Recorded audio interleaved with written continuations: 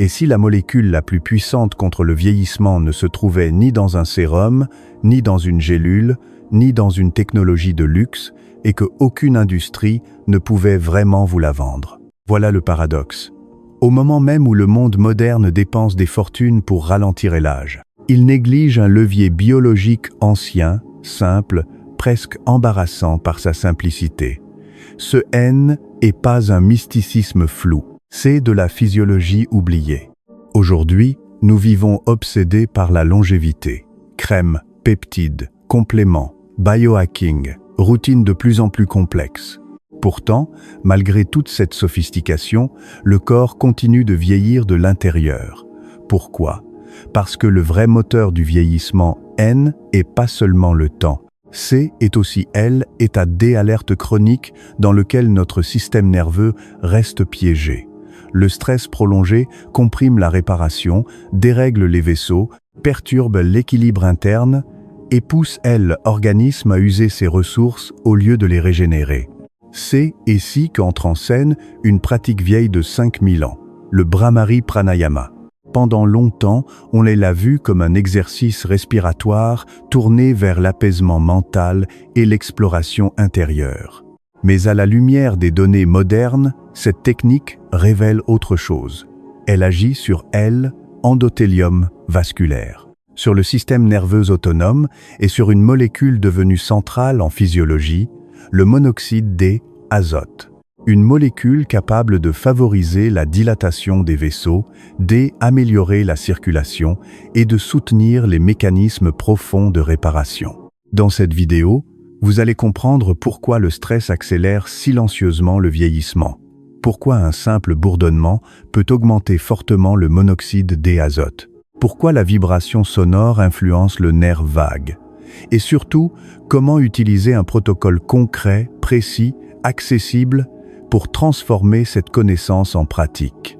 Car avant de parler de régénération, il faut d'abord comprendre ce qui vous fait vieillir un peu plus, chaque jour en silence. Vous voulez que je continue avec la partie 2. Et si la molécule la plus puissante contre le vieillissement ne se trouvait ni dans un sérum, ni dans une gélule, ni dans une machine hors de prix, et que aucune industrie ne puisse réellement vous la vendre? Voilà le paradoxe. Au moment même où le monde moderne dépense des milliards pour ralentir l'âge, il oublie un levier biologique ancien, simple, presque dérangeant par sa simplicité. Ce N n'est pas du mysticisme flou, C est de la physiologie oubliée. Aujourd'hui, nous vivons dans une obsession de longévité. Crèmes, peptides, compléments, biohacking, routines sophistiquées, promesses de performance et de jeunesse. Pourtant, malgré cette accumulation de solutions, le corps continue de vieillir de l'intérieur. Pas seulement à cause du temps, mais à cause d'un phénomène bien plus discret et bien plus destructeur, le stress chronique. Quand le système nerveux reste bloqué en état d'alerte, l'organisme cesse de privilégier la réparation. Il comprime la récupération, tend les vaisseaux, dérègle l'équilibre interne et pousse le corps à survivre au lieu de se régénérer. Autrement dit, nous essayons souvent de corriger la surface, alors que l'usure commence bien plus profond dans la biologie du stress. C'est ici qu'entre en scène une technique respiratoire vieille de 5000 ans, le Bhramari Pranayama. Pendant longtemps, elle a été présentée comme une pratique de calme intérieur, presque spirituelle. Mais sous le regard de la science moderne, elle révèle une autre dimension. Cette respiration vibrée peut agir sur l'endothélium vasculaire, sur le système nerveux autonome et sur une molécule essentielle à la santé des tissus, le monoxyde d'azote.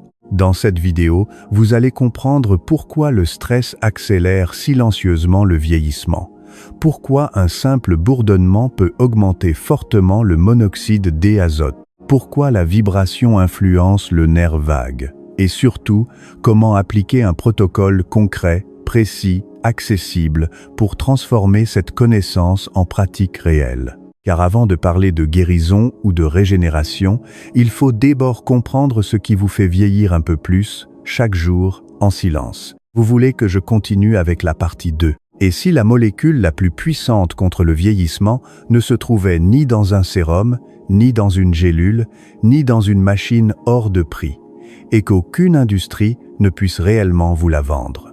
Voilà le paradoxe.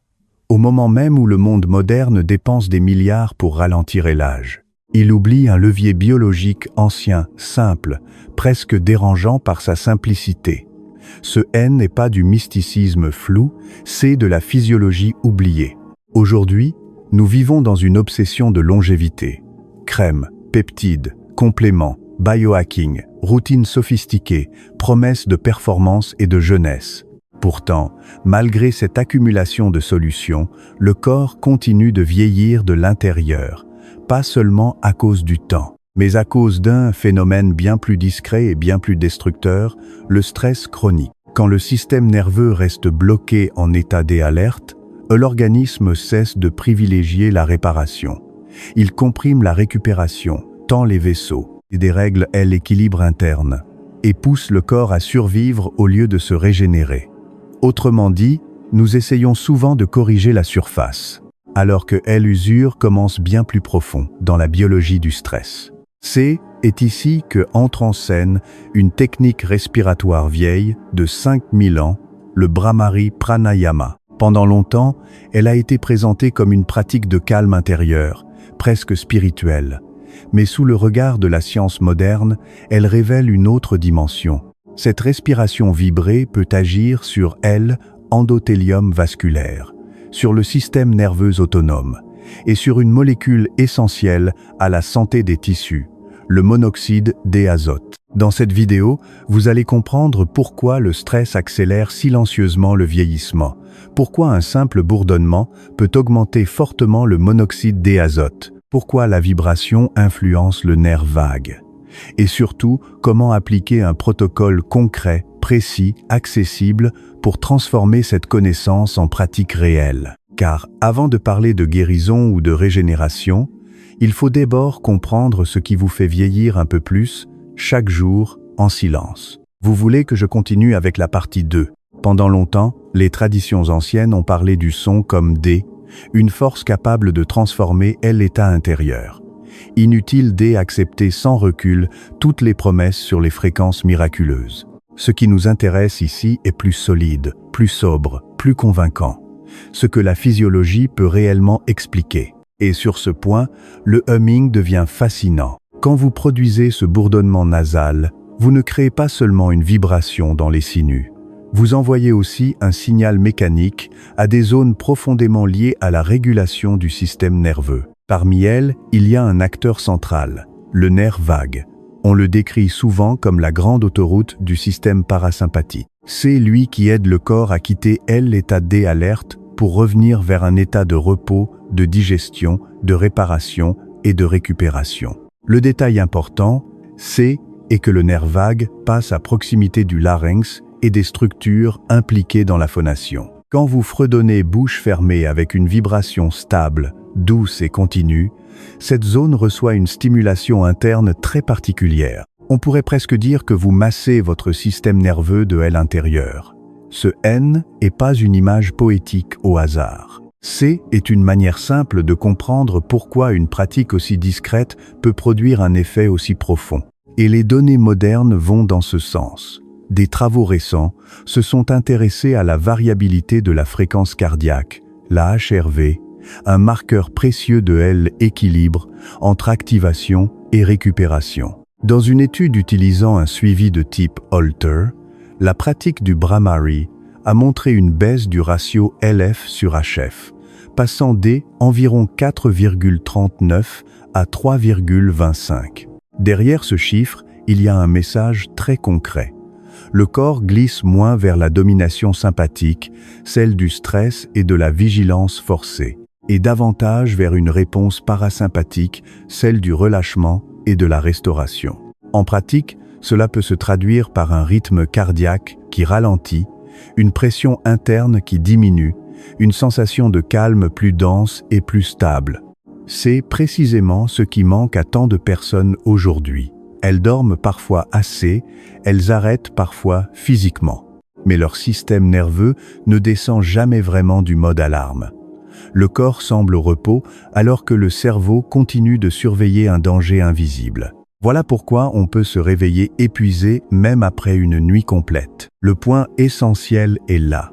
Vous ne pouvez pas guérir si votre cerveau croit encore qu'il doit vous protéger en permanence. Vous ne pouvez pas régénérer pleinement vos tissus si toute votre biologie reste orientée vers la défense. Dès que le corps reçoit enfin un signal crédible de sécurité, il redistribue ses ressources, moins vers la survie immédiate, plus vers l'immunité, la réparation est l'équilibre et la reconstruction silencieuse. La chimie compte, le monoxyde d'azote compte. Mais sans ce basculement nerveux, l'effet reste incomplet. Le vrai pouvoir de cette pratique est qu'elle agit à la fois sur les vaisseaux et sur le système des alarmes, sur la circulation et sur la perception intérieure de sécurité. Et c'est exactement pour cela que la méthode d'exécution change tout. Vous avez maintenant le mécanisme. Reste la question la plus importante. Comment pratiquer correctement pour obtenir le maximum d'effets? Voici maintenant le protocole pratique. Simple, précis, applicable dès ce soir. Vous, avez besoin d'aucun appareil sophistiqué, aucun bain sonore, aucun accessoire coûteux. Votre corps suffit, votre souffle suffit, votre voix suffit. C'est là toute la force de cette méthode. Elle ne dépend pas d'une technologie extérieure. Elle appuie sur une technologie biologique déjà présente en vous. Première étape, fermez partiellement les portes sensorielles. Asseyez-vous le dos droit, sans raideur. Relâchez les épaules, déverrouillez la mâchoire. Laissez le visage devenir calme. Puis placez doucement les pouces sur le cartilage des oreilles pour atténuer les sons extérieurs. Posez les index avec légèreté sur les paupières fermées, sans pression excessive. Le but n'est pas de forcer. Le but est de réduire le bruit du monde pour mieux percevoir ce qui se passe à l'intérieur. Dès cet instant, attention commence à se retourner vers le dedans.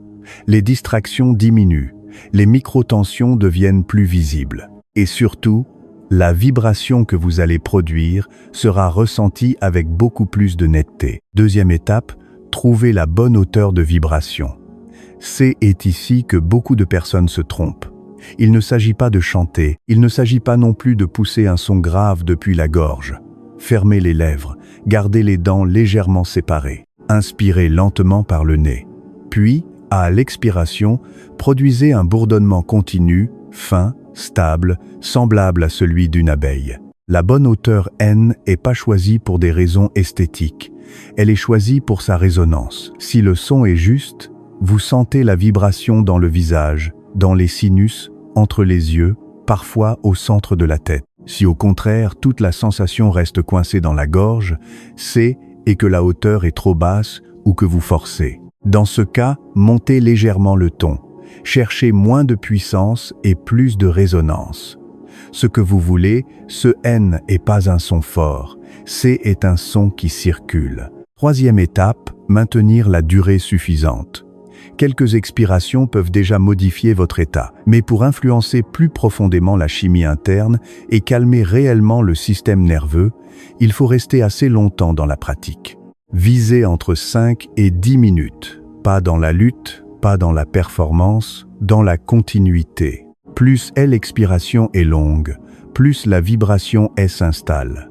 Plus la vibration s'installe, plus la stimulation du nerf vague devient évidente. Et plus cette stimulation devient évidente, plus le corps reçoit un message cohérent de sécurité.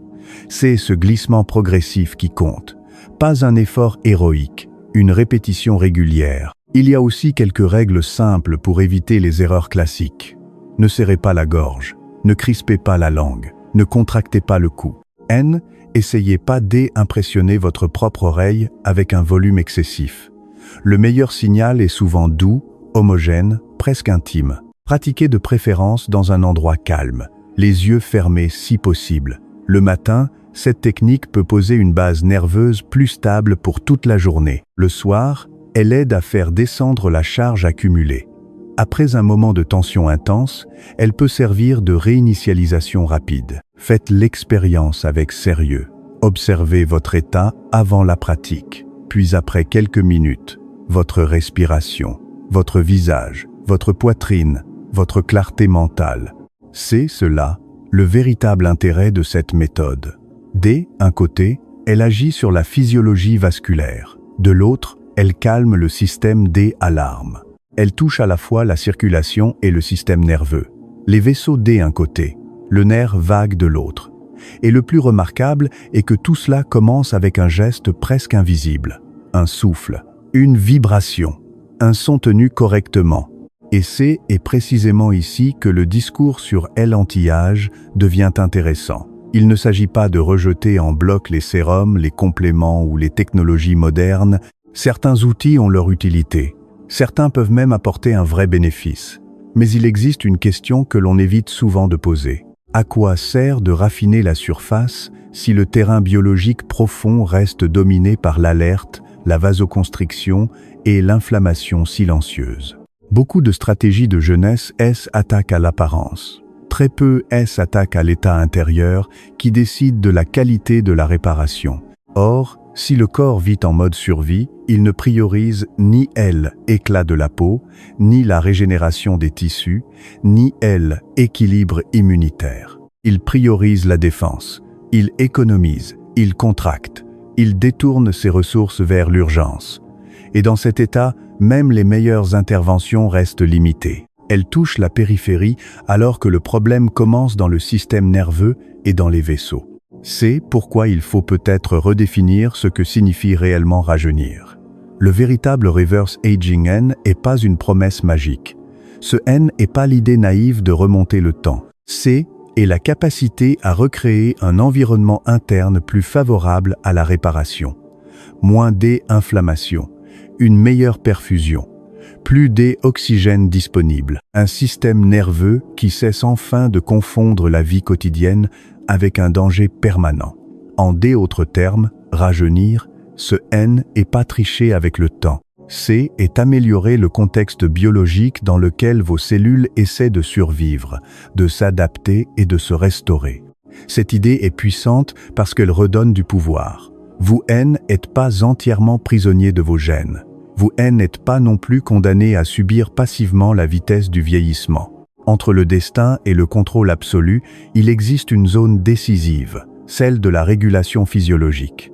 Et cette zone, vous pouvez l'influencer par votre respiration, par votre état de vigilance, par la manière dont vous envoyez à votre organisme un signal de sécurité ou de menace. Au fond, la jeunesse biologique commence peut-être là, non pas dans un flacon, mais dans la capacité à faire comprendre au corps qu'il peut relâcher la garde, qu'il peut rouvrir la circulation, qu'il peut recommencer à réparer. Quand ce basculement se produit, tout change. Parce qu'un organisme qui se sent en sécurité ne fonctionne plus comme un organisme qui épuise. Il recommence à se reconstruire. Alors retenez ceci. Le vieillissement ne vient pas seulement du temps qui passe. Il vient aussi d'un état d'alerte qui s'éternise et qui use le corps de l'intérieur. Quand le stress devient le bruit de fond permanent de votre physiologie, les vaisseaux se contractent, la réparation ralentit et l'organisme reste bloqué en mode défense. C'est là que ce vieux schéma respiratoire devient fascinant. Le humming, pratiqué correctement, ne relève pas d'un mysticisme flou. Il agit sur des mécanismes concrets. Il peut augmenter fortement l'oxyde nitrique dans les sinus, améliorer la dynamique vasculaire et envoyer au système nerveux un signal de sécurité. Autrement dit, il aide le corps à quitter la survie pour revenir vers la régénération. Et c'est sans doute le point le plus important. Chaque vibration bien produite ne fait pas seulement résonner l'air dans votre tête. Elle remet en circulation quelque chose de plus profond, plus de fluidité, plus d'oxygène, plus de calme. Comme si, pendant quelques minutes, vous rappeliez à vos cellules qu'elles ne sont pas en guerre.